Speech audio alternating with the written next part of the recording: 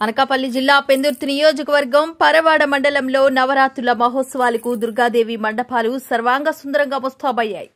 వేద పండితులు వాయిద్యాల నడుమ విగ్రహ ప్రతిష్ఠ మహోత్సవ కార్యక్రమం అంగరంగ వైభవంగా జరిగింది.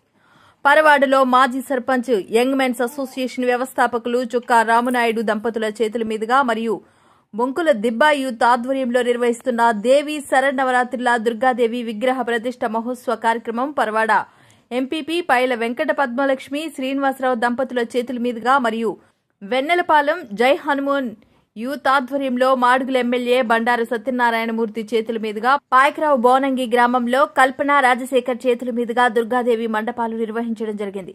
అనంతరం అమ్మవారిని దర్శించుకుని ప్రత్యేక పూజలు నిర్వహించి అమ్మవారి ప్రసాదాన్ని స్వీకరించారు.